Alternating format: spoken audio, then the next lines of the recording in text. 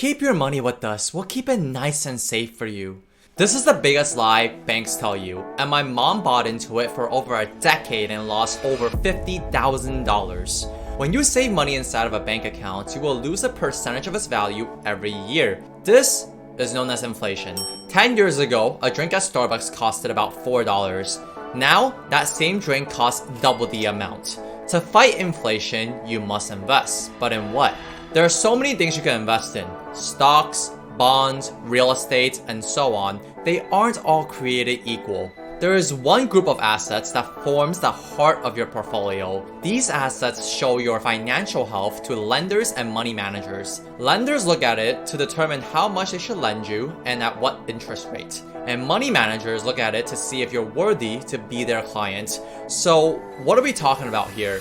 Your investable assets. In the next few minutes, we'll dive into what they are and share 4 easy investment options you can try today. Investable assets are things that can be easily sold and used to invest in other opportunities. On the other hand, non-investable assets are not easily sold, like real estate, cars, collectibles, and your kids. You can calculate how much investable assets you have by adding up all of your liquid and near liquid assets and subtract any debts you currently have. Liquid and near liquid just means can be easily sold. The first investable assets that's great to invest in is stock. When you buy the stock of a company, you own a very small part of the company. Stocks are one of the best long-term investments because they usually increase in value over time. If you buy Apple stock today for $50, it can be worth $100 10 years from now. You can buy and sell stocks very easily through a company like Charles Schwab. You can't say the same about real estate.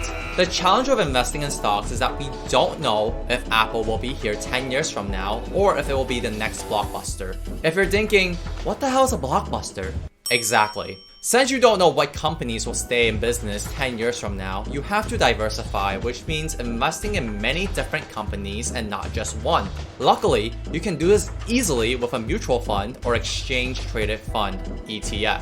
You can think of these funds like a basket of stocks from many different companies. Depending on the fund, it might also have some bonds or other types of investments within them. Like stocks, these funds can be easily bought and sold. Unlike stocks, these funds charge you a fee every year.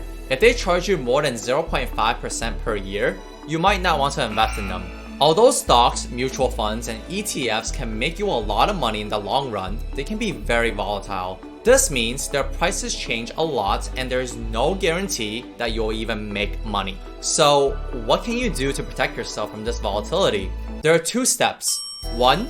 Establish an emergency fund to cover 3 to 12 months of expenses. You can do so with a high-yield savings account and a money market account. Both are similar to your regular bank accounts but give a lot more interest, more than 100 times. 2. Invest in treasury bonds, certificate of deposits, CDs, and money market funds. You can think of these like loans to the bank and the government, so you get interest payments regularly.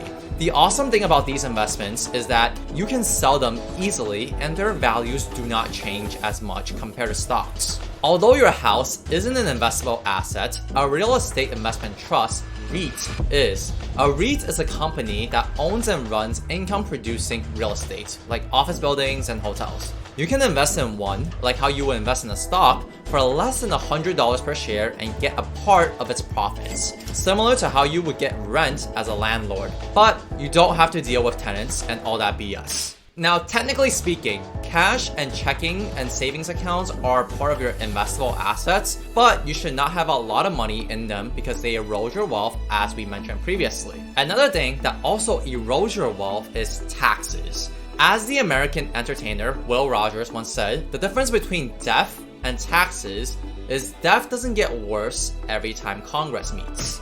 Fortunately, there is a way to legally avoid taxes using tax advantage accounts. This next video will break down all of the different types and how you can use them to save big on taxes. If you're not subscribed already, make sure to subscribe.